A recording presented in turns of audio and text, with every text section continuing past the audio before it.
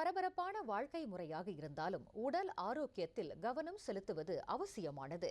உடற்பயிற்சி செய்வது, உணவு கட்டுப்பாட்டில் கவனம் செலுத்துவது போன்ற ஆரோக்கியம் தொடர்பான பழக்கங்களை இந்திய இளைஞர்கள் உட்பட இளம் வயதினர் அதிகம் கடைபிடித்து வருகின்றனர்.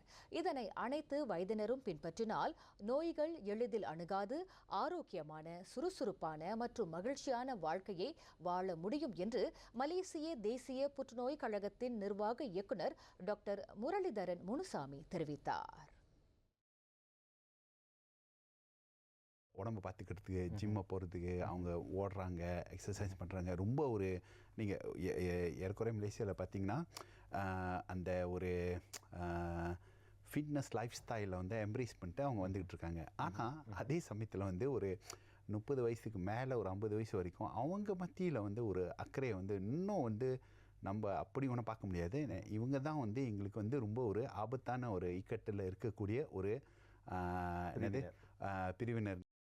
உடல் எடையை சீராக வைத்திருப்பது உட்பட உடலையும் மனதையும் நலமுடன் பாதுகாக்க வேண்டும் என்பதை இளைஞர்கள் நன்கு அறிந்திருக்கின்றனர்.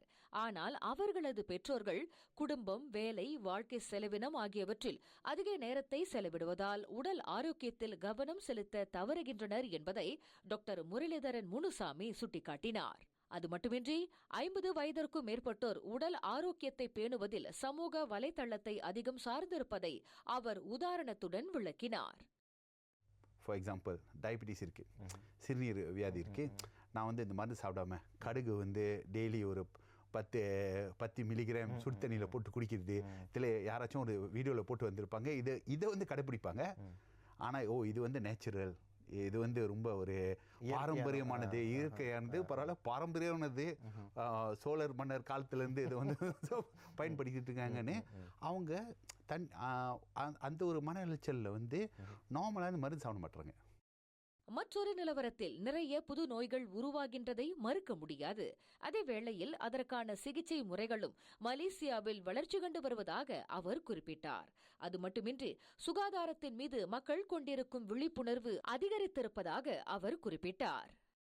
இப்போ வந்து ஒரு விழிப்புணர்வு வந்து அவங்க ஒரு பரிசோதனை செஞ்சு இது வந்து புற்றுநோயின்னு கண்டுபிடிக்கிறாங்க. ஸோ அதனால வந்து நம்ம சமுதாயத்தில் என்ன ஒரு அபிப்பிராயம்னா, இந்த வியாதிகள்லாம் ரொம்ப அதிகரிச்சுட்டு வருது. ஆக்சுவலி இல்லை, நம்மளுக்கும் ஒரு விழிப்புணர்வு இருக்குது. மருத்துவர்கள் மத்தியிலையும் ஒரு நம்மளுக்கு வந்து ரொம்ப ஆய்வுனால நம்மளுக்கு டெக்னாலஜி வந்ததுனால டிடெக்ஷன் வருது. இதனால வந்து தான் நம்ம நோய்களை வந்து அதிகரிக்கிற மாதிரி ஒரு சூழ்நிலை வந்து உருவாகுது.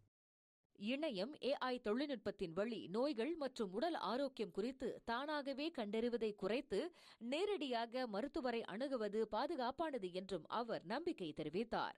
உலக சுகாதார தினத்தை முன்னிட்டு அண்மையில் பிரணாமாவின் பார்வை நிகழ்ச்சியில் கலந்து கொண்ட போது அவர் பகிர்ந்து கொண்டார்.